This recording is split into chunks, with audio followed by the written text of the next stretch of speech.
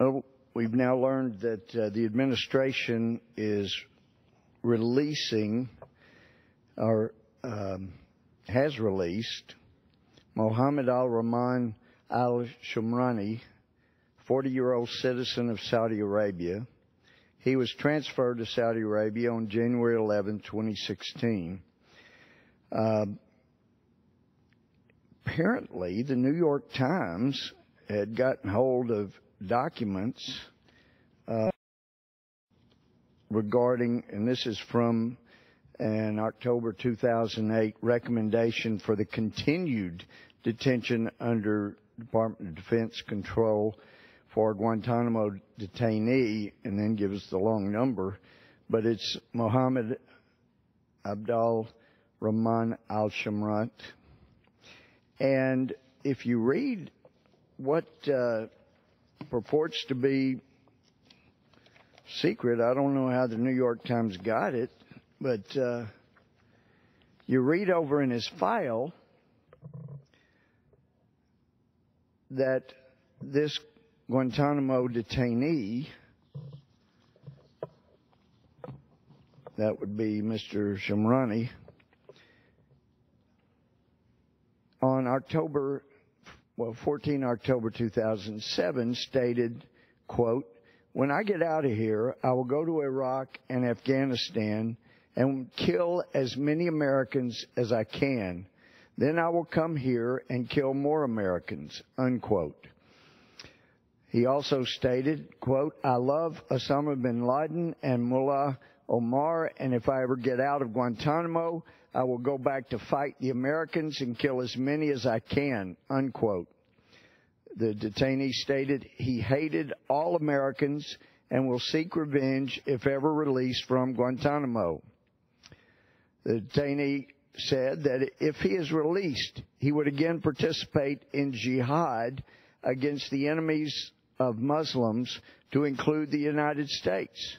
The detainee is proud of what he has done, what he is willing, and he is willing to do anything to fight against enemies of Muslims. Detainee stated he decided to become more religious because of the U.S. and its citizens. So, for those who have been confused about the rules of warfare, civilized warfare, there is nothing illegal, unconstitutional, against the Geneva Convention for holding people who are part of a group who are at war with your country until the group they're part of announces they're no longer at war with you. Now, war was declared, as some of my Muslim leader friends in the Middle East and Africa tell me. It's obvious to the rest of the world that radical Islam declared war on the United States back in '79, after President Carter laid the foundation to allow what he called a man of peace to come in and take over ruling Iran. His name was Khomeini. And it was after that our American embassy was attacked and over 50 people taken hostages, Americans, and basically we did nothing about it. So I know the president likes to say that Guantanamo is used as a recruiting tool, but the fact is, and basically if we get rid of Guantanamo, then, that pretty much eliminates anger at America. The fact is that while President Clinton was sending American military to protect Muslims who were being unfairly treated, there was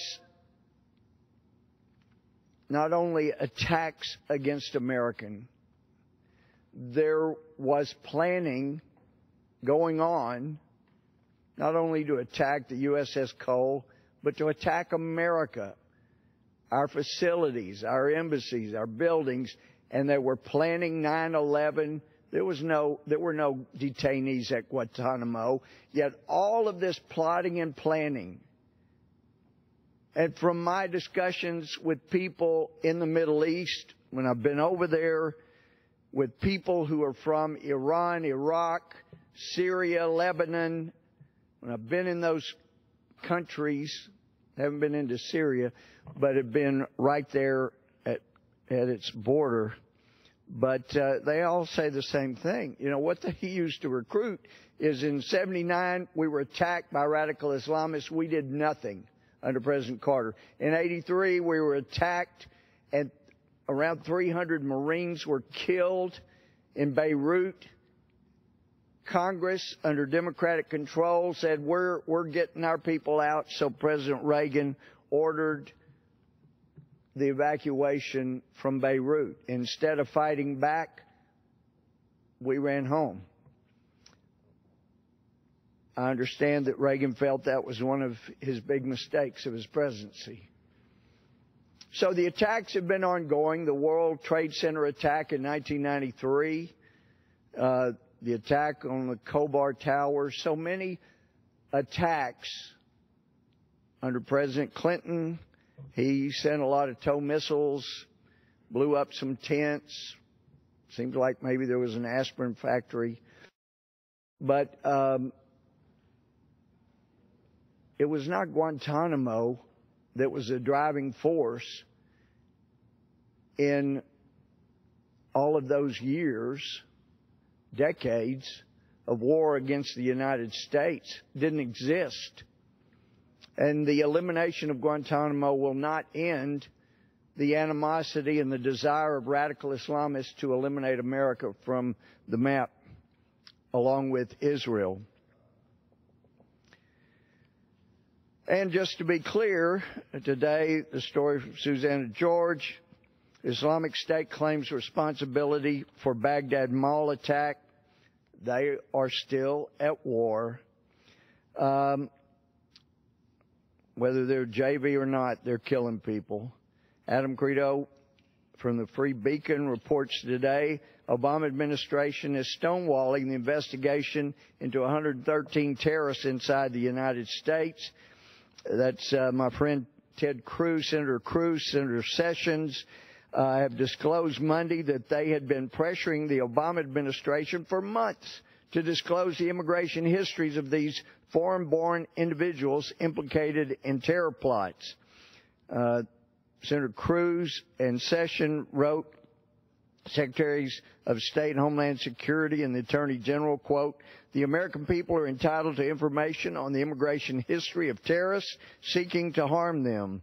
They note that we already knew 14 of the people that were brought over as refugees turned out to be terrorists, foreign terrorists, radical Islamists, but they were given legal interests as refugees. We have a right to know how many of those 113 have now been arrested for terrorism or foreign-born. How many of them came in as refugees? These are all important. And then we see the story from yesterday by Jonah Bennett that almost half of California driver's licenses went to illegal immigrants in 2015. Wow. Under the Real ID Act, that means nobody from California should be able to use their driver's licenses to get on airplanes to travel in interstate commerce or foreign travel. And then the story from Philadelphia, January 8th, absolutely tragic. Man walks up shooting police. Discussion today that there may be other people that were involved. And the gunman said he shot the Philadelphia officer for the Islamic State.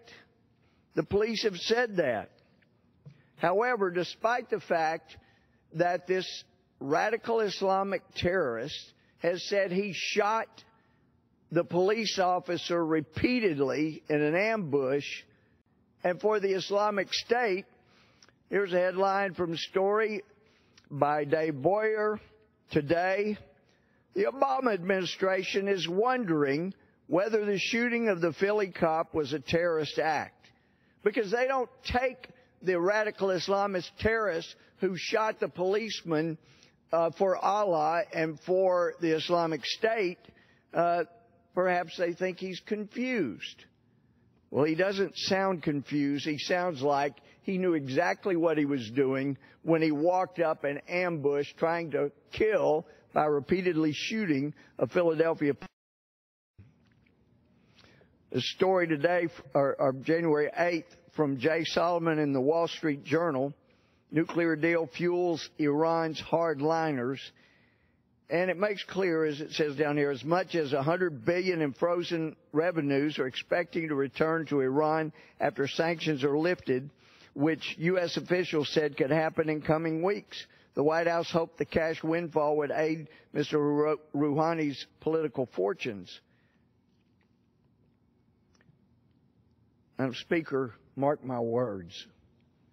If that $100 billion to $150 billion is provided by this administration here in the United States of America to Iran, to its current radical Islamic leaders who hate the United States, who have not signed the deal that President Obama is so proud of, and they have breached it repeatedly already, we know that money, some of that money will be used to finance the killing of Americans and Israelis. Now, back when I was a judge, years and years ago, a prosecutor, see, we would say, if you fund somebody who says they're going to use some of that money, as Iran has, to fund Hamas and Hezbollah, which we know are terrorist organizations, been named as such, and you know they're terrorist organizations, you know the money you're providing is going to in turn be provided to terrorist organizations. See, back when I was a prosecutor or a judge, we would say, you know what, if you're knowingly providing money to someone who has already said they're going to give it to terrorists who are going to kill people, well, it sounds like there's a case to be made for you being guilty as they are. Certainly, it goes beyond the pale of gross negligence. But that's hypothetically speaking. I'm not a prosecutor. I'm not a judge. Not a chief justice anymore. But when is the sanity going to return when people who say they're your enemies, who want death to America, continue to say death to America, continue to say we're going to provide more money. Once you give us that $100 billion to $150 billion, once you give us that, we're going to fund more terrorism.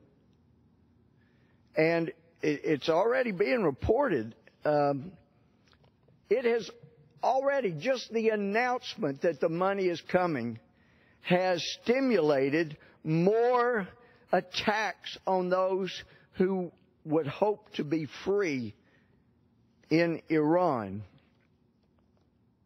It's tragic, just tragic. But in any event, we're living in perilous times. Many understand that there are radical Islamists who are at war with us. It's time to recognize that. The release of a man who has said he wants to kill Americans and will after he's released should be taken at his word. And I know there's some claim that he may not have said the things that are attributed to him by our own officers, our own personnel that were monitoring him. But let me just say, that's a real easy one. There's video. Unless that's been lost with some of the emails that were being pursued by Congress. Unless it's been lost with emails that have been deleted to try to avoid turning them over to Congress, those videos can be consulted. And we can know for sure whether this Islamic radical that President Obama has released from Guantanamo said the things that our people said he said. And I was hearing some of my friends' comments about the gun laws. I know we all share the desire to lessen and eliminate gun violence in America. The thousands of felony cases that came through my court caused me repeatedly to think back. I don't recall anybody who committed a crime with a gun that got it legally. Outlaws don't get guns legally. And it's been made clear that the things our president has proposed would not have stopped one of these mass murderers that he now says spur him on to take action. I would encourage my friends, let's work to take action that will actually stop the mass murders, that will actually stop the gun violence. But that will not occur by taking guns out of the hands of law-abiding citizens. And with that, I yield back.